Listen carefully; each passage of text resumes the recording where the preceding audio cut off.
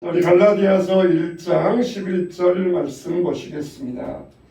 신약성경 302면 갈라디아서 1장 11절 말씀입니다. 갈라디아서 1장 11절. 자, 우리 한 목소리로 시작. 형제들아 너희에게 알게 하노니 내가 전한 복음은 사람의 뜻을 따라 된 것이 아니니라. 아멘. 우리 한 번 더 시작. 형제들아 내가 너희에게 알게 하노니 내가 전한 복음은 사람의 뜻을 따라 된 것이 아니니라. 아멘. 따라서 합시다. 내가 전한 복음. 이 말은 사울이 만들어낸, 바울이 만들어낸 복음이라 그런 뜻이 아니에요. 하나님께서 전해주신 복음을 내가 전했다는 뜻이에요. 여러분, 세상에는 이 복음, 복된 소식들이 참 많이 있잖아요. 예를 들면은 우리 항닥이라는 여성 작가가 노벨상을 받았다. 그러면 참 얼마나 대한민국 국민으로서 얼마나 참 자긍심이 높아지는 이야기입니까? 또 우리나라가 일제강점기 때 8.15 해방을 얻었다. 그러면 또 이게 얼마나 복된 소식이고 아름다운 소식입니까? 또 우리나라가 애국가 축구했는데 축구에서 이겼다. 월드컵에서 우승했다. 언제 그러는지 모르겠지만은 그런 소식이 들린다 그러면 얼마나 참 복된 소식, 온 국민이 기뻐할 소식이겠습니까? 이렇게 세상에는 많은 기쁜 소식들이 있어요. 그런데 이 세상에 있는 복음 중에는 두 가지가 있어요. 사람의 뜻을 따라 난 것이 있고 하나님의 뜻을 따라 난 복음이 있다는 것이에요. 사람에게서 나온 복음, 축구에서 이겼다. 이것들은 사람들이 이룬 업적이잖아요. 그러나 우리의 복음은 하나님의 뜻을 따라 나온 복음이라고 했어요. 내가 너희에게 전한 복음은 사람의 뜻을 따라 된 것이 아니라 하나님의 뜻을 따라 된 것이니라. 얼마나 우리가 어깨가 쓱 펴지는 이야기입니까? 얼마나 참 당당한 자세입니까? 그러니까 사람의 뜻으로 된 것이 아니고 하나님의 뜻으로 되었다. 이거는 인간의 머리에서 인간이 지어낸 얘기가 아니고 하나님께서 하늘로부터 우리에게 내려주신 이 진짜 좋은 소식이라는 것이에요. 만일 우리나라가 이 8.15 해방을 얻었다. 그러면은 우리나라에게는 기쁜 소식이지만 일본 사람들에게는 이거는 슬픈 소식, 패전의 소식이에요. 우리가 가령 미국하고 축구를 해가지고 우리가 미국을 이겼다. 그러면은 우리에게는 기쁜 소식이지만은 미국 사람들에게는 이거는 별로 안 좋은 소식이에요. 그런데 이 복음, 하나님이 주신 복음은 세계 모든 민족, 모든 세대의 사람들, 남녀노소 모든 사람들에게 기쁜 소식이라는 것입니다. 할렐루야, 할렐루야. 이게 우리가 딱 기초를 하고 있어야 돼요. 그러니까 우리는 좋은데 일본 사람들은 나쁘고, 우리는 또 안 좋은데 미국 사람은 좋고, 또 젊은 사람들은 좋은데 나이 드신 분들은 싫고, 그런 게 아니에요.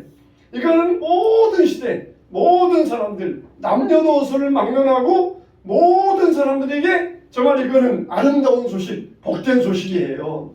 세상에는 사상들이 있어요. 바울이 이제 아테네에 가서 전도하는데 에피쿠로스 학파하고 스토아 학파 사람들이 딱 나타났어요. 그래가지고 바울이 십자가를 전하는데 에피쿠로스 학파하고 스토아 학파들 와가지고 그들과 막 논쟁하기 시작했습니다.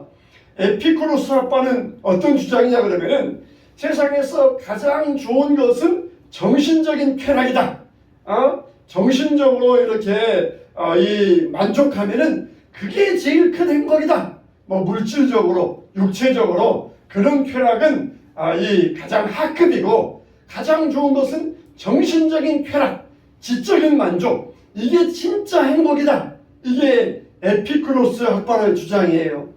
또 이 스토아 학파들의 주장은 뭐냐면은 사람은 머리로 판단하고 살아야 된다. 짐승들은 배가 고프면은 자기를 낳아준 엄마도 몰라보고 배가 고프면 막 물어뜯고 달려들고 주인도 몰라보고 달려드는데 우리 인간들은 그런 감정에 따라 살면 안 된다. 감정에 따라 가지고 막 자기 좋다고 즐거워하고 자기 기분 나쁘다고 막 옆사람까지 괴롭히고 이렇게 인간은 감정에 따라 살아가는 그런 이 짐승 같은 사람이 되면 안 된다. 그러니까 들어보면 또 그럴싸합니다. 그래서 차마 그럴듯한 그런 이 이론들이에요. 그래서 이런 주장들이 퍼져 있었는데 사도 바울이 그런 사람과 논쟁을 합니다. 그래서 예수께서 우리를 위하여 죽으시고 부활하시고 우리를 구원하셨다. 이 복음과 이게 진짜 좋은 소식이다. 이 복음과 에피쿠로스 학파와 스토학자들이 막 부딪혔던 것이에요. 또 세상의 이론 가운데는 이 불가의 사상이 있잖아요. 불교 사상.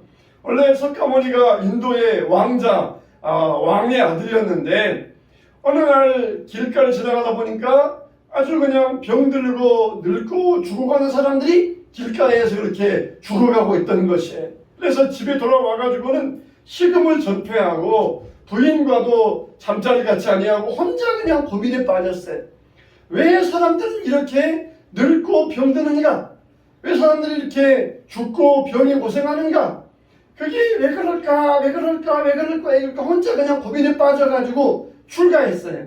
가출했어요. 집을 나와가지고 출가해가지고 자기 혼자 고민에 빠져가지고 막 고민하고 이걸 자기들 말로는 수행했다 그러죠. 수행했다고. 보리수나무 밑에서 수행해가지고 깊이 고민하다가 드디어 깨달은 게 뭐냐? 인간의 모든 불행의 원인은 욕심 때문이다. 욕망 때문이다. 그래서 욕심을 버려야 된다. 그래서 열심히 수행해서 인간에게 있는 욕심을 또 내고 비워내고 그래서 인간을 완전히 무로 만들어서 완전히 해탈해야 된다. 그게 진짜 인간 중에 최고의 인간이다. 이게 이제 불교의 사상이에요. 이것도 또 그럴듯해가지고 많은 사람들이 거기에 쫓아갔어요. 그런데 세상에서 정말 해로운 사상이 있었는데 그게 뭐냐면은 사회주의 사상이에요. 공산주의 사상이에요. 이 공산주의 사상은 모든 사람이 다 평등해야 된다. 모든 사람이 다 위아래가 없이 다 평등해야 된다. 이 말만 들어보면 굉장히 그럴싸해요. 굉장히 그럴듯합니다. 모든 사람은 다 평등하자. 그러면은 이게 그 말에 틀렸다고 할 사람들이 없잖아요. 맞다. 다 평등하게 살아야 된다. 그런데 그 방법이 뭐냐? 폭력, 살인. 이게 이들의 방법이에요. 그래서 공산주의, 사회주의 사상은 평등하자. 그래가지고는 위에 사람들을 끌어내리고 죽이고 폭행하고 뺏고 그래가지고는 이 사회주의 사상을 이루기 위해서 수백만, 수천만의 사람들이 죽었어요. 정말 우리나라도 일제시대 때 이런 사회주의 사상에 젖어 있어가지고 아주 머리 좋은 청년들이 거기에 사회주의자들이 많이 있었어요. 말만 들어보면 얼마나 그럴싸하고 얼마나 굉장히 이거야말로 진짜 좋은 소식이다. 왕이 있어가지고 국민들을 백성들 막 어리누르고 막 그냥 귀족들이 있어가지고 평민들을 억압하고 그런 사회를 없애자. 다 평등하게 살자. 얼마나 좋은 소식이야. 우리 그러자. 그러면서 거기 일어나가지고 동조해가지고 그냥 혁명을 일으켜서 사람들을 죽이고 했더니 20세기의 가장 악한 사상이 바로 이 공산주의 사상이에요. 그 당시에는 이거 정말 좋은 소식이다 그랬지만은 지금은 누가 어느 한 사람 공산주의 사상을 위해서 목숨 바친 사람은 아무도 없어요. 옛적에는 공산주의 사상을 위해서 내가 정말 공산주의를 이루기 위해서는 내가 죽어도 내 목숨이 아깝지 않다. 그런 사람이 많이 있었는데 요즘 와서 내가 공산주의를 위해서 내가 죽겠다. 그런 사람은 아무도 없어요. 왜 그렇습니까? 다 그게 악한 사상이고 헛된 사상이라는 것이 밝혀졌기 때문에 그래요. 그러나 지금도 우리 세상에는 많은 사람들이 나는 복음을 위해서라면 내 목숨도 아깝지 않다. 내 복음을 위해서라면 내 목숨을 버리는 것도 나는 두렵지 않다. 이런 사람들이 세상에는 많습니다. 그리고 우리 역시 이런 각오를 가져야 돼. 이런 각오. 우리도 절대 기본적으로 이런 각오를 가져야 돼. 나는 정말 복음을 위해서라면 내 목숨도 아깝지 않다. 나는 죽어도 좋다. 이런 내가 각오를 가져야 돼요. 그래서 하나님 앞에 열심히 기도해서 응답받아야 되고, 때로는 어떻게 해야 돼요? 내가 때로는 그래 좀 더 먼저 내가 좀 더 가면 되지 하는, 이렇게 정말 우리는 부활의 믿음을 가지고 내가 복음을 위해서라면은 내 생명도 아깝지 않다. 사도 바울처럼 복음을 위해서라면은 내 생명도 나는 아깝지 않다. 이런 믿음의 각오를 우리가 가지고 우리가 시작할 수 있어야 돼요.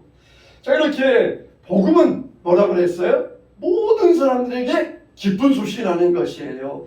일본 사람만 좋고 우리는 나쁘고, 우리는 좋고 미국 사람은 나쁘고 젊은 사람은 좋고 나이 드신 분들은 나쁘고, 그런 세상이 아니라 모든 사람들, 모든 세대, 옛날 사람들은 좋고 우리는 안 좋은 이런 세상이 아니라 어느 시대의 모든 민족, 모든 세대의 모든 사람들에게 기쁘고 좋은 소식, 이게 바로 복음의 특징이에요.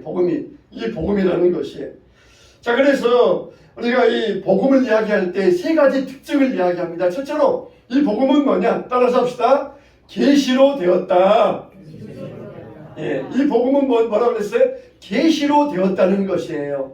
사람들이 만들어낸 이 좋은 소식들은 다 사람들이 자기 머리로 만들어낸 것이에요. 어느 날 어느 종교 천재가 그냥 보리수 밑에서 생각하고 고민하다가 자기 혼자 딱 깨달아가지고, 이런 방법이 있다.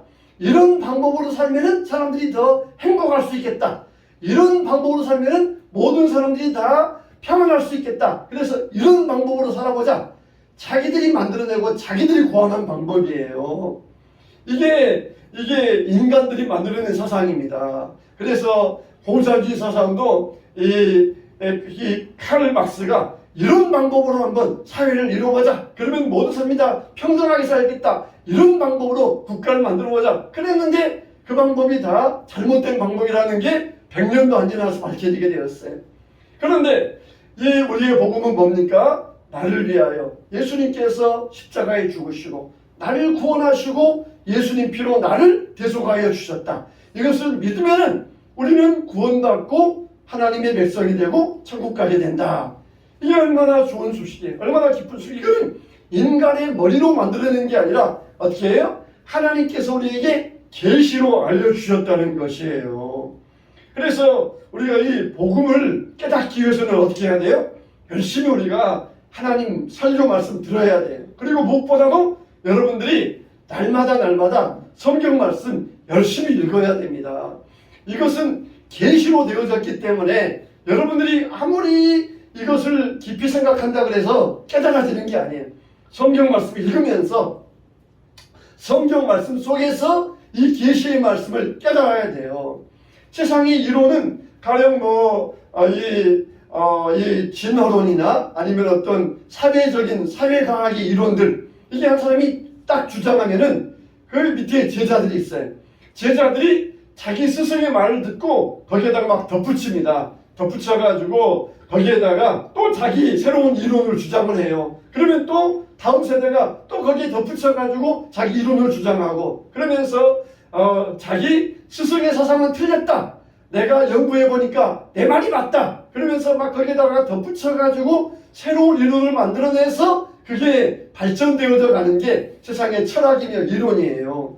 근데 이 복음은 절대 그렇게 하면 안 돼요. 복음은 딱 이렇게 누가 이렇게 딱 설교하고 거기에다가 자기가 연구한 것을 덧붙이고 그런 게 아니에요. 복음은 뭡니까? 절대로 하나님 말씀, 성경 안에서 나와야 돼요. 성경. 오직 뭐라고요? 계시로 되었다는 거예요. 계시로. 오직 성경 안에서 이 말씀이 나와야 되고, 우리가 이 복음을 깨닫기 위해서는 나 혼자 자기 산에 들어가서 수행한다고 복음을 깨닫는 게 아니고 오직 성경 말씀을 붙들어야 돼요. 오직 성경 말씀을 붙들고 성경 안에서 하나님의 뜻을 우리가 여기에서 발견할 수 있어야 돼요. 그러니까 내가 머리가 좋다고 해서 아는 게 아니야. 선생님이 열심히 가르쳐주면은 머리 좋은 학생들은 얼른 알아듣고 따라오잖아요. 근데 머리 나쁜 학생들은 2번 이야기해주고 3번, 4번, 한 10번 반복해서 가르쳐줘야 그때가 깨닫잖아요. 근데 복음은 그게 아니에요.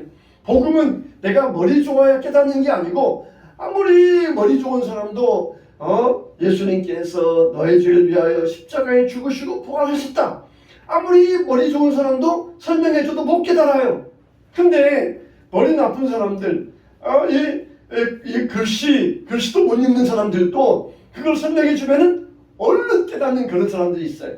왜 그렇습니까? 그걸 성령께서, 하나님께서 깨닫게 하여 주시기 때문에 그런 거예요. 이게 뭡니까? 이게 바로 은혜예요. 하나님의 은혜예요. 하나님의 은혜. 머리 좋은 사람들에게 아무리 설명해줘도 못 깨달아요. 깨닫지를 못해요. 그러나 머리가 안 좋아도 공부를 못했어도 그 말씀을 얼른 깨닫습니다. 성령께서 깨우쳐 주기 때문에, 성령께서 마음문을 열기 때문에, 이게 바로 하나님의 은혜라는 거예요, 여러분. 우리는 다 이렇게 이 말씀을 듣고 깨닫고 믿은 사람이잖아요. 그래서 우리는 어떻게 됐다? 따라서 합시다. 은혜 받았습니다. 여러분들 다 뭐 받았어요? 은혜 받은 사람이 하나님의 은혜. 하나님의 은혜는 뭐예요? 하나님의 선물이에요, 선물. 하나님의 선물로 내가 은혜 받아서 하나님의 구원의 복음을 나의 것으로 내가 얻었다는 것. 이게 하나님의 은혜 받은 사람들이에요, 은혜 받은 사람들. 그러니까 이 복음은 어떻게 되었다? 계시로 되었다는 거예요. 계시로. 내가 열심히 공부해서, 연구해서, 수행해서 깨닫는 게 아니라 하나님께서 나에게 깨닫게 해주셔서 하나님의 은혜로 내가 믿게 되었다는 것. 이게 복음의 특징이에요. 여러분, 그래서 우리가 이 복음을 잘 깨닫기 위해서는 뭐 어떻게 해야 된다고요? 지금도 열심히 우리가 성경 말씀 열심히 읽어야 돼요. 성경 읽어야 돼요. 성경 말씀밖에는 우리가 복음을 깨닫는 길이 없습니다. 요즘에는 설교자들이라고 해서 하도 그냥 유튜브에서 많이 나와가지고 이런 소리 저런 소리 하는 자들이 많이 있어요. 우리가 참 조심해야 됩니다. 유튜브에 나오는 이 설교자들 혹은 뭐 가르친다는 사람들 아주 보면은 조금 달라요. 보면은 딱 들어보면 조금 달라요. 그런데 나중에 가다 보면은 그 조금 다른 게 점점 달라지면서 나중에 하면 엄청나게 달라져요. 처음 들어보면은 교회에서 듣던 말씀과 똑같네? 교회에서 듣던 말씀과 비슷하네? 그러면서 점점 들어가다 보면은 얼마나 나중에 이게 달라지지 모르는지 몰라요. 그러니까 우리가 이걸 잘 분별해야 돼요. 어떻게? 성령이 주시는 지혜로. 성령의 지혜로 이걸 잘 분별하고, 이게 아무리 유명하고 유튜브에 나오고 미디어에 나오고 방송에 나와서 이렇게 유명하다 그래도 거기에 우리가 잘못 따라가다가는 나중에는 크게 벌어지고 만다는 것입니다. 그래서 어떻게 해야 돼요? 그 말을 딱 들었을 때 일단은 내가 그 전에 알고 있던 것과 똑같은가? 혹은 성경 말씀과 똑같은가? 이걸 우리가 딱 이렇게 분별할 수 있어야 돼요. 그래서 이 하나님의 복음은 사람의 지혜로, 사람의 머리로 된 게 아니라 하나님의 계시로 되었다는 것이에요. 하나님 우리에게 계시를 주셔서 있다는 거예요. 그러니까 머리 좋은 사람도 깨달을 수 없지만 머리 나쁜 사람도 얼마든지 깨달을 수 있고 이 복음을 나의 것으로 받아들일 수 있어요. 일단 복음을 믿었으면 어떻게 해야 돼요? 더 깊이 가기 위하여서 성경 말씀을 열심히 읽어야 돼요. 성경을 읽고 그래서 그 하나님이 주시는 복음의 깊이를 우리가 풍성히 누릴 수 있어야 됩니다. 할렐루야. 두 번째로 이 복음의 특징은 뭐냐? 주님 중심, 하나님 중심이라는 것이에요. 하나님 중심. 사도 바울이 예수님 만나기 전에는 내가 계획했다. 내가 행동했다. 내가 율법으로 열심히 가졌다. 내가 교회를 핍박했다. 항상 모든 계획이 자기 중심이에요. 모든 행동이 자기 중심이에요. 내가 했다. 내가 계획했다. 내가 이걸 이루었다. 그러면서 모든 게 자기 중심이었어요. 근데 예수님 만난 다음에는 어떻게 했어요? 이건 누구의 계획이냐? 하나님께서 어머니의 태로부터 나를 만세전에 선택하셨고 그리고 하나님께서 나를 불러주셔서 복음의 전도자로 삼으셨습니다. 하나님께서 나를 이방인의 사도로 보내셨습니다. 이게 큰 차이예요. 전에는 내가 공부해서 가말레엘 문화가 되었다. 내가 율법에 열심을 했다. 내가 계획하고 내가 교회를 핍박했다. 근데 이제는 주님께서 나를 부르셨다. 주님께서 나를 세워주셨다. 주님이 나를 보내주셨다. 이게 복음의 특징이에요. 복음의 특징. 그러니까 우리가 이 복음의 특징을 알아야 됩니다. 나는 이런 사람이야. 그러면서 내 계획, 내 뜻, 내 욕망, 내 철학을 계획을 세우고 이러는 것이 아니라 다 하나님의 계획 안에, 하나님의 뜻 안에 우리가 그렇게 들어갈 수 있어야 된다는 것입니다. 전에는 내가 계획했어요. 그러나 이제는 하나님의 계획이 무엇인가? 내 뜻대로 했어요. 이제는 하나님의 뜻이 무엇인가? 내가 했는데 이제는 하나님이 하셨습니다. 이게 바로 복음의 특징이라는 것이에요. 그래서 사도 바울을 부르셔가지고 그의 인생을 바꿔주신 하나님, 그의 인생의 방향을 바꿔주시잖아요. 막 가는데 인생의 방향을 반대로 딱 돌려주셔가지고 이거는 사람의 뜻이고 이거는 너의 계획이야. 이제는 너는 내 계획을 따라 살아야 된다. 하나님의 뜻대로 살아야 된다. 그러면서 이 사도 바울의 인생을 자기 중심에서 주님 중심으로 변화시켜 주셨어요. 여러분들이 어떤 인생을 계획하고 있습니까? 내가 하겠다. 내가 이루겠다. 내가 올라가겠다. 내가 정상에 서겠다. 우리는 거기 인생에서 주님이 원하시는 일이 뭔가? 어떻게 하면은 주님의 뜻을 따라 살 수 있을까? 내가 어떻게 하면은 하나님 마음에 맞는 자가 될 수 있을까? 이게 인생의 중심이 변해야 돼. 내가 오늘 또 어떻게 하면은 하나님 마음에 기쁨이 될 수 있을까? 어떻게 하면은 하나님이 좋아하는 사람으로 살 수 있을까? 그렇게 살아야 돼. 전에는 내가 좋아하는 것, 내가 기뻐하는 것, 나의 삶의 이 모든 이 욕심을 위해 살아가는데 이제는 하나님이 원하시는 것으로 바뀌어지는 것. 이게 바로 복음의 특징이에요. 복음의 특징. 진짜 복음을 깨달은 사람들은 바로 이렇게 살아야 돼요. 머리로만 깨닫는 게 아니라 진짜 복음을 깨닫는 사람들은 인생의 방향이 바뀌어지는 사람, 이런 사람이 돼야 돼요. 그래서 저와 여러분들이 복음을 받고 복음을 깨닫고 인생의 방향이 내 계획, 내 행동, 내 삶의 중심에서 하나님 중심으로 바뀌어야 됩니다. 세 번째 복음의 특징은 뭐냐? 변화시키는 게 복음의 특징이에요. 예수님께서 비유의 말씀을 하시면서 누룩의 비유를 말씀하셨어요. 누룩의 비유. 우리가 밀가루를 반죽하잖아요. 그러면은 밀가루를 반죽해서 우리가 그걸 그냥 가지고 칼국수 이게 끓여 먹을 수도 있지만은 밀가루 안에다가 이스트, 누룩을 넣으면은 이게 부풀고 가지고 아주 부드러운 밀가루가 돼서 그래가지고 찐빵 만들어 먹으면은 이게 또 맛있잖아요. 그런 것처럼 이스라엘 사람들은 거기에다 밀가루에다가 누룩을 이스트를 집어넣어가지고 이걸 부드럽게 부풀게 해서 그걸 가지고 부드러운 이 빵을 많이 만들어 먹었어요. 그런 것처럼 가루 안에 누룩이 들어가면은 누룩은 어때요? 절대로 그냥 있을 수가 없어요. 그냥 밀가루 반죽하고 그냥 놔두면은 밀가루는 그냥 있지만은 거기에다가 누룩을 살짝 집어넣으면은 이 밀가루는 부풀어 오른다는 것이에요. 그런 것처럼 우리 인생이 가만히 있다. 작년도 가만, 올해도 가만, 10년도 그저, 올해도 그저 가만히 있다. 그게 뭐예요? 그 안에 복음이 들어가지 못했다는 거예요. 그 삶 안에 복음이 스며들지 못하고 있다는 거예요. 밀가루 안에 누룩, 조그마한 누룩만 딱 들어가도 밀가루가 변화됐는데 우리 안에, 우리 인생 안에, 이 삶 안에 복음이 들어왔는데 변하지 않고 있다? 항상 그 모습 그대로만 살고 있다? 이거는 그 사람은 이 복음으로 사는 사람이 아니라는 거예요. 복음으로. 복음이 딱 들어왔다? 그러면은 변하지 않고는 배길 수가 없어요. 이 가루가 누룩이 들어왔는데 나는 절대로 변하지 않을 거야 하면서 이 그냥 그대로 있는 누룩은 있을 수가 없어요. 반드시 변하게 되어 있습니다. 내 안에 복음이 들어왔으면 예수님께서 벌레와 같은 나를 위하여서 대속해 주시고 피와 물 한 방울 나를 위해서 흘려주시고 그리고 나를 위하여서 하늘나라의 기업을 준비하고 계심을 내가 이것을 딱 받아들이고 내 가슴에 새겼을 때에 내 삶은 이거는 변하지 않고는 이건 견딜 수가 없어요. 그래, 나도 이제 그분의 은혜에 보답하는 인생을 살아야 되겠다. 그분이 나를 위하여서 이렇게 엄청난 일을 하셨고 또 엄청난 나의 미래를 준비하고 계시는데 내가 여기에서 겨우 그냥 깔짝깔짝 그냥 나만 위해 살고 내 입만 내 삶만 이렇게 준비하고 살다가 하나님 앞에 딱 서면은 얼마나 부끄러울까.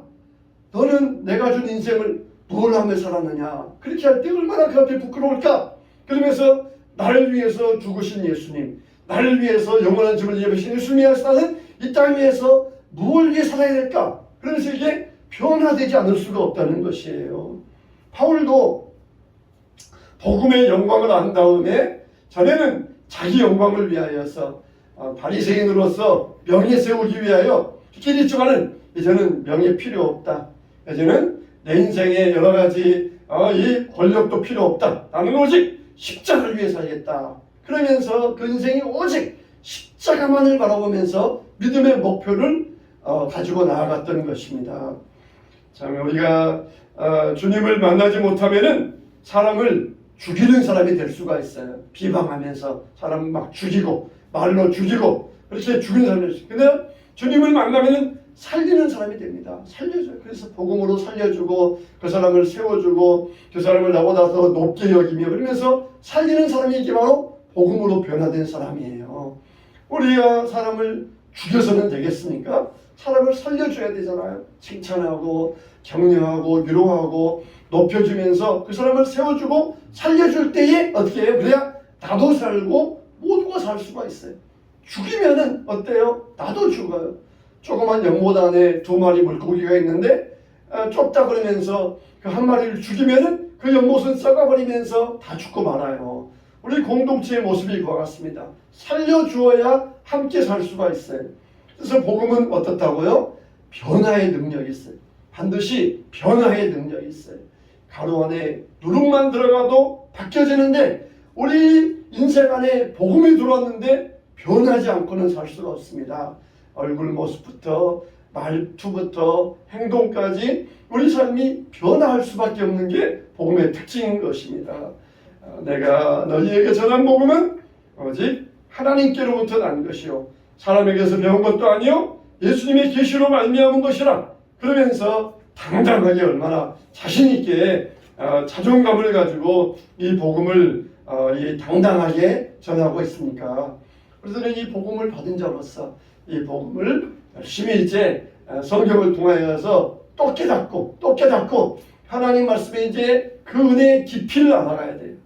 그래서 저와 여러분들이 믿음 안에서 성령 안에서 복음으로 날마다 새로워지시기를 날마다 변화되시기를 크게 아멘하세요. 주님의 이름으로 축원합니다.